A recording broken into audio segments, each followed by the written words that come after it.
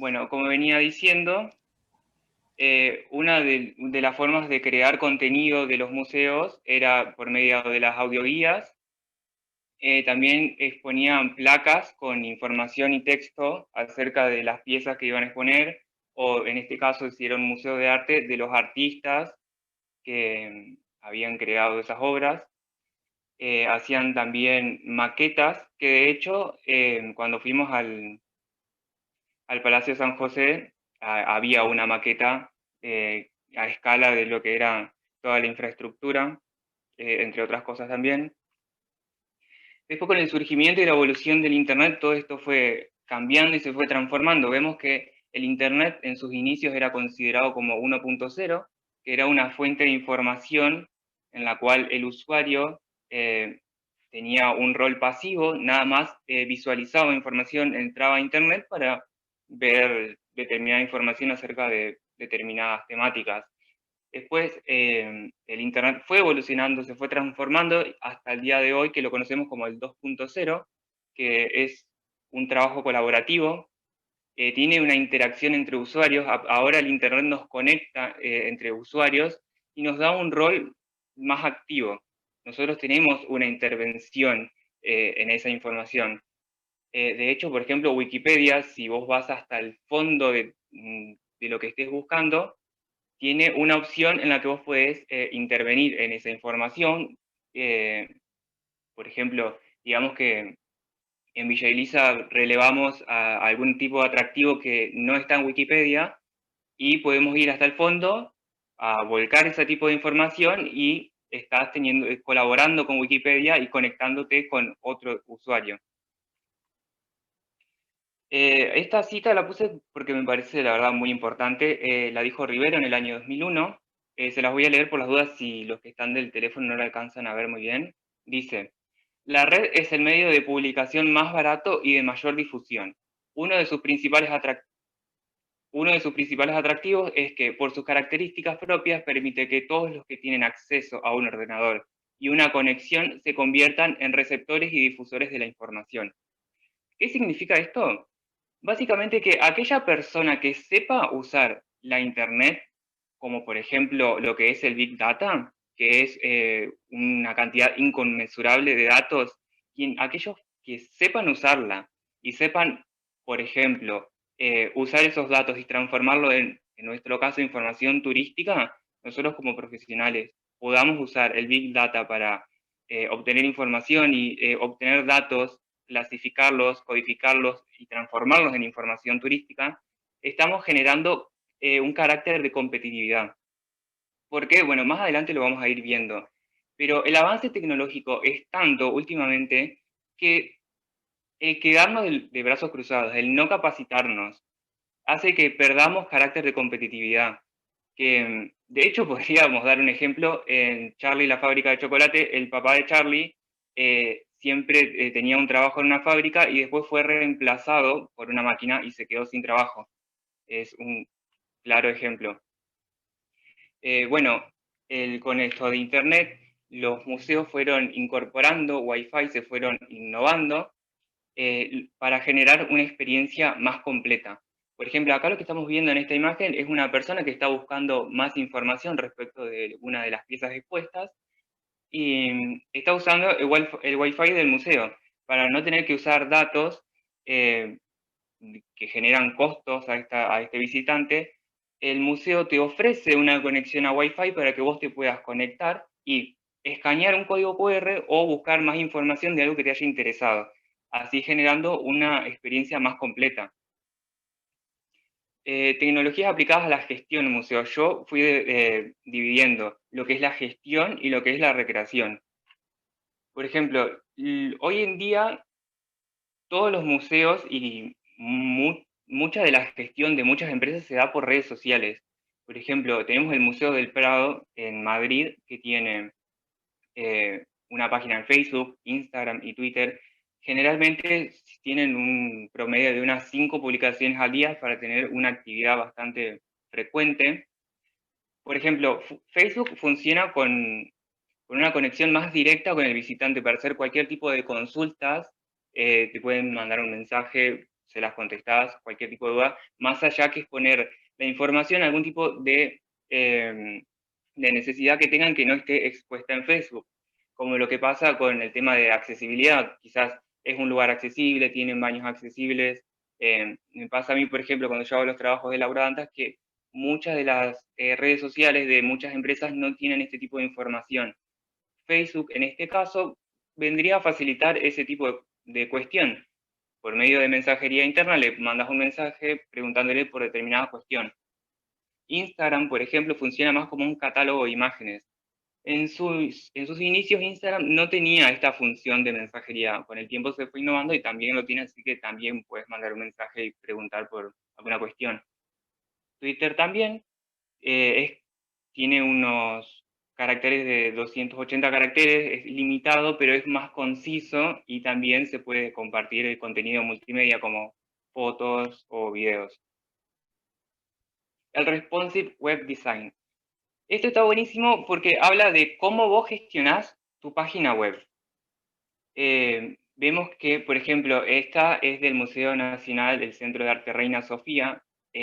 Usé este ejemplo porque sinceramente me gustó muchísimo, tiene una estética muy linda, una combinación de colores que es agradable a la vista, es fácil de usar, y otra cosa que es bastante importante con esto de la innovación, que las tecnologías se están innovando constantemente. Hoy en día en el mercado hay un sinfín de modelos de teléfonos y otro tipo de dispositivos como tablets, ¿no? Y lo que hace el Responsive Web Design es que te hagas cargo de que tu página web sea accesible para todos esos dispositivos móviles. No solamente para el último modelo de iPhone, el último de Samsung o los últimos software, sino que tu página web sea disponible para aquellos que tengan unos dispositivos más modernos, unos no tan modernos y otros que se hayan quedado un poco en la historia también. Tecnologías aplicadas a la recreación. Bueno, hoy en día son cada vez más los museos y otras empresas que tienen canales de videos, como por ejemplo Vimeo o YouTube, donde podamos subir cualquier tipo de información o entrevistas. Por ejemplo, esta captura que estamos viendo es del MoMA, que es un museo de arte, que suben tipo información, entrevistas que le hacen a algunos artistas o cortos de películas, porque sepamos también que el arte no solo es un lienzo pintado, sino que hoy en día también existe el arte digital, también cortos animados y otro tipo de cosas. Bueno, los códigos QR que hoy más temprano estuvimos hablando, que completaba una experiencia dentro del museo, vemos que el código QR es un código que uno tiene que escanear con un dispositivo móvil, puede ser con un teléfono celular, un smartphone o una tablet, y que nos da acceso a más información, ¿sí? Acá vemos que escaneando este código nos lleva a más información con respecto a la pintura que se está exponiendo. Uno puede descargar la información o solo leerla. Como les había dicho hoy yo más temprano, los museos lo que están haciendo es poner Wi-Fi para que tu experiencia no quede truncada, es decir, bueno,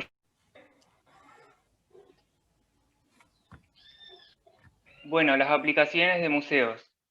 Acá hice capturas del Museo del Prado y el Thyssen, que también se usa más que nada para dar información. Vos entras a la aplicación y funciona una especie también de gestión que puedes ver qué se está exponiendo, qué día, qué horarios, si hay algún tipo de, no sé, de descuento o algún tipo de información que necesites, está ahí de rápido acceso. Los podcasts. Esto también se puede encontrar en una app de un museo. Como hoy ya mencioné, las audioguías, bueno, el podcast es lo mismo, pero más moderno. ¿Por qué? Porque está a la mano, o sea, al alcance del celular. Entras, tenés una aplicación de un museo, te lo puedes descargar. De hecho, Spotify lo está usando mucho, vendría a ser como una especie de radio también, pero en este caso viene a reemplazar la audioguía porque suele ser muy costosa. Entonces vos te descargas la aplicación del museo y te descargas el podcast del artista que vos quieras o del circuito dentro del museo que vos quieras realizar. Bueno, como ya les comenté hoy, también hay obras digitales. No solo se usa el museo para, la tecnología en los museos para exponer piezas, sino que se usa la tecnología para crear obras digitales, como por ejemplo es el Mori Building Digital Art Museum de Japón, o como también lo hizo últimamente la artista argentina Marta Minujín. También se usan impresiones 3D. Esto, sinceramente, me pareció buenísimo. Por ejemplo, el British Museum tiene a su disposición, a la disposición, digamos, de todo el mundo, unas 275 piezas que generalmente están en exposición, pero ellos te la brindan en un formato digital para que usted las puedas descargar y las puedas mandar a imprimir en 3D para que puedas tener en tu casa el modelo a escala de lo que sea que estén exponiendo, como lo que estamos viendo acá. Estas son dos de las piezas que tienen en exposición y que te brindan a vos para que puedas descargarte e imprimirla en tu casa. Bueno, la realidad aumentada. Hemos visto muchos casos de realidad aumentada, Miriam también hoy lo estaba comentando, que con un dispositivo móvil podemos apuntar hacia, por ejemplo, en este caso, una pintura y se despliegan desde determinados puntos unas etiquetas que nos van a brindar más información. Por ejemplo, si es una pintura, a ver qué tipo de pincelada se usó en esa zona en específico o quién la realizó, cuándo. También se usa muchísimo para lugares que no son muy accesibles por una cuestión de una imposibilidad de accesibilidad en cuanto a cuestiones físicas o en cuanto a conservación. Recordemos que, por ejemplo, en un museo, todo lo que son las piezas a exponer tienen que tener un cuidado muy minucioso. Los museólogos se van a encargar de eso en caso de que sea, no sé, una exhibición arqueológica. Siempre se ponen bandas alrededor para que tengamos cierta distancia por una cuestión de conservación.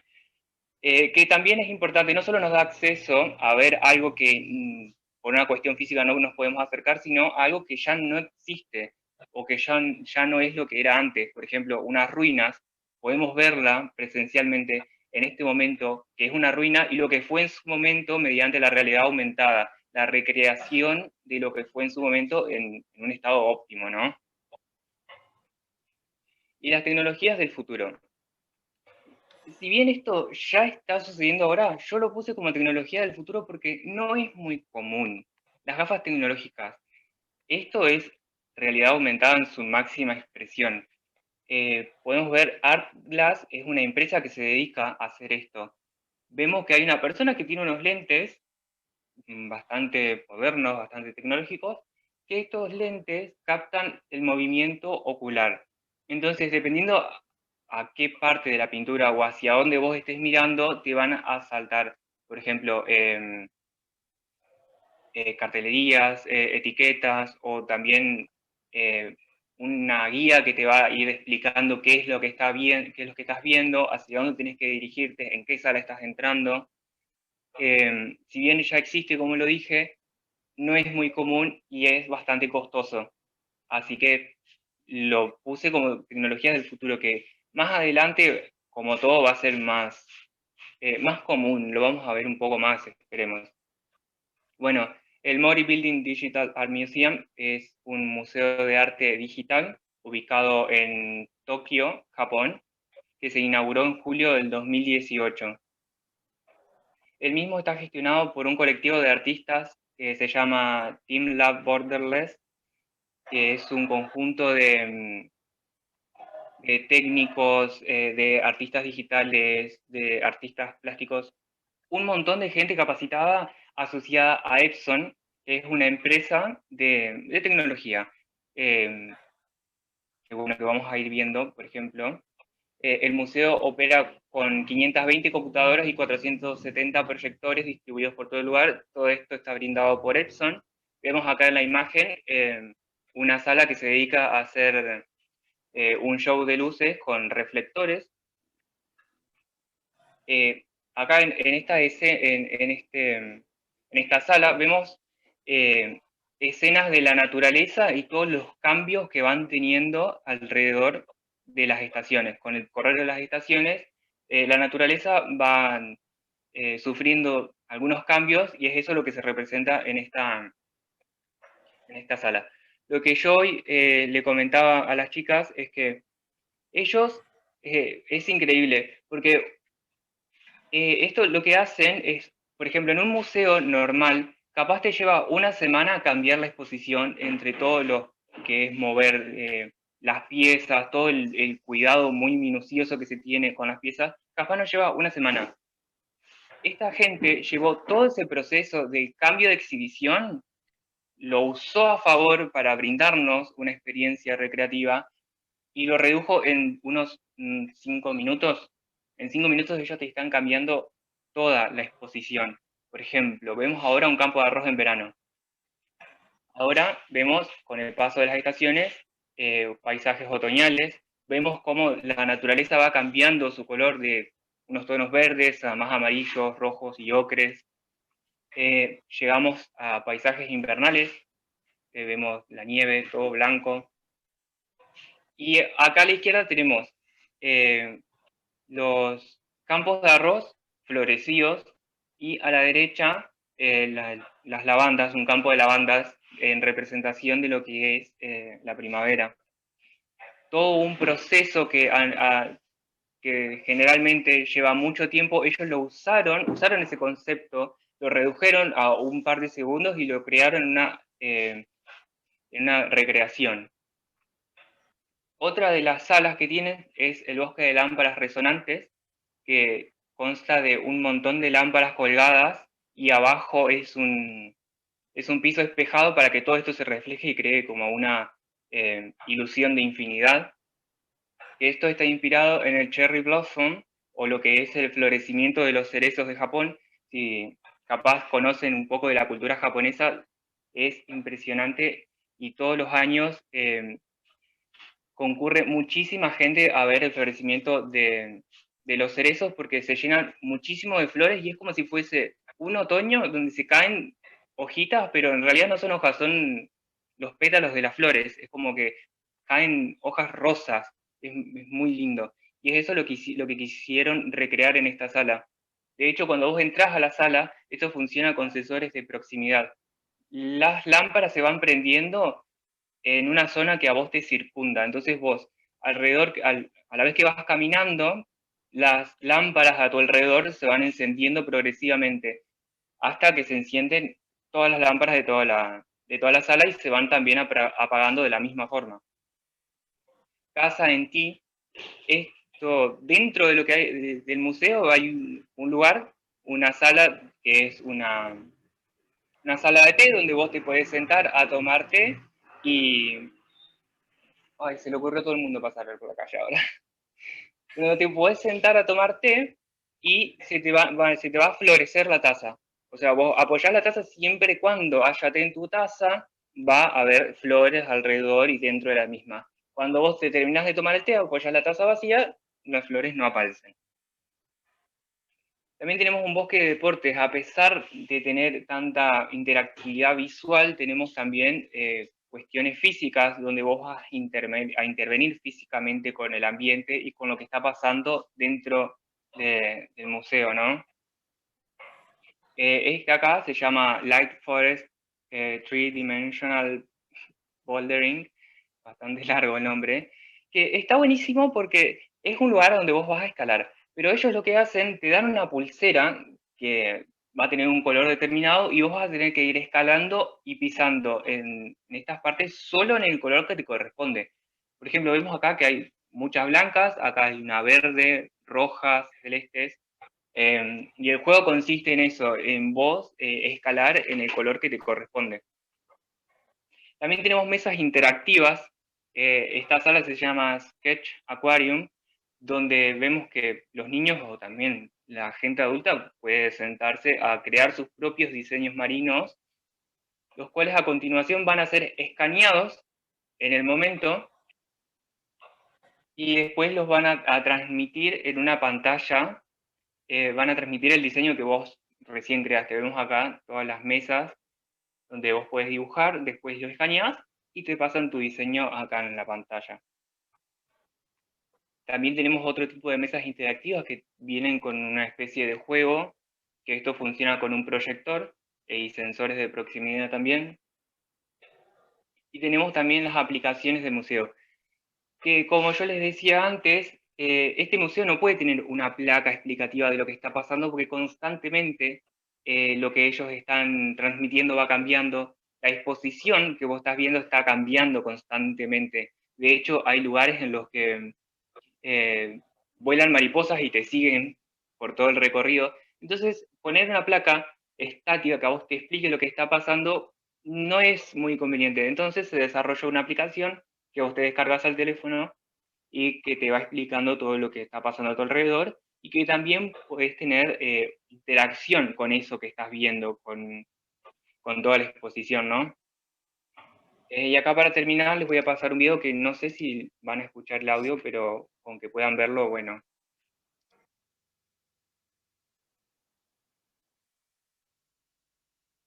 ¿Ves? Ahí como yo les estaba diciendo, la chica tiene interacción desde la aplicación con todo lo que está pasando a su alrededor.